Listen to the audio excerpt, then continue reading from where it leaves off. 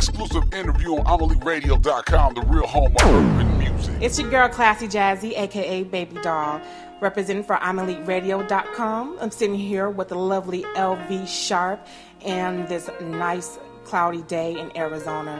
How you doing today, LV? I'm good. How are you? That's what's up. I'm doing good. It's good to be able to sit down and talk with you because, you know, I've been following you for a couple of years. We met right after you did that, the hip-hop, the clean version with DMC, the new alumni. Yeah, out in Mesa, the Stallman Studios. Yes, exactly. So tell me how it's been going since then until now, because you got your I Love You video, you have the I Love You song, you have your new song now out that's blowing. So tell me what's going on from then until now. Wow, I definitely come a long way. Back in the day, that was probably about 2.5 to 3 years ago.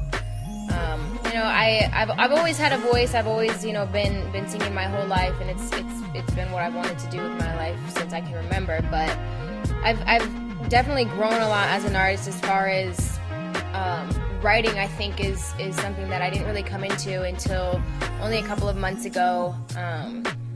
I didn't always write all my own music, and I think now that I am writing my own music, it kind of just really stamps who you are as an artist, and it's really exciting for me because I can express my story and my experiences in a whole nother way to my fans, and I feel like because of that, you know, I'm gaining a lot more fans, and people obviously, you know, will have a certain amount of respect for me versus if other people are writing my music, because I think the whole meaning of a fan is how they relate to your music and how they make it their own, and it's just a really rewarding feeling to you know, to have other people relate to your music in maybe a totally different way than I actually intended for, like a message in my song, for instance. If I have a certain message that I'm trying to portray, I like to leave my lyrics really open and so it can resonate to somebody else. Yeah, so it can mean anything to a certain person.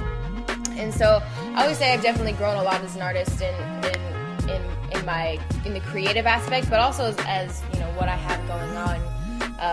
I met my manager through that project that you had mentioned, the DMC project. Right, Eddie Lemons. Yeah. Yeah, so we're doing big things. We have a lot of big things planned ahead of us. That's what's up. You know, as a songwriter, I can definitely understand where you're coming from, as in the fact that to be vocal, to show, it's an expression. So definitely understand where you're coming from when you want your fans to feel and where you're coming from, and leaving that open to anyone. Because people out there, they need that. They need that direction just to feel that I'm not the only one. Someone else went through it. So that's what's up.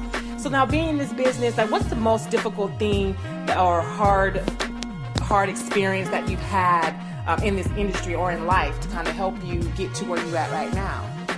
I would say the hardest thing, well, there's two different ways to look at this question. I would say the hardest thing that I had to overcome was, like, again, back to the whole songwriting thing. I was always a little bit insecure about what I had to say, and was it going to be good? Was it going to be accepted? Even in the studio, when it comes to recording, like, you know, I've always had big ideas for ad-libs and arrangements, vocal arrangements and stuff, but it was like a big, like, for some reason, it was just a big step for me to overcome voicing my opinion about it, but because for whatever reason I didn't think it was going to be good enough, or it was going to get shot down. I was a little bit afraid of rejection. What's the best advice, you know, speaking of your manager, what's the best advice that you have even gotten from him, or just someone that's close to you that you put value on or you trust? What's the best advice that they've given you up until this point? I mean, my manager is, like, extremely motivating, and I've learned so much from him. I'm trying to think of something that sticks out, though. I mean, besides the fact, like I had just said, you know, to have thick skin and just to accept the fact that not everybody's gonna like you.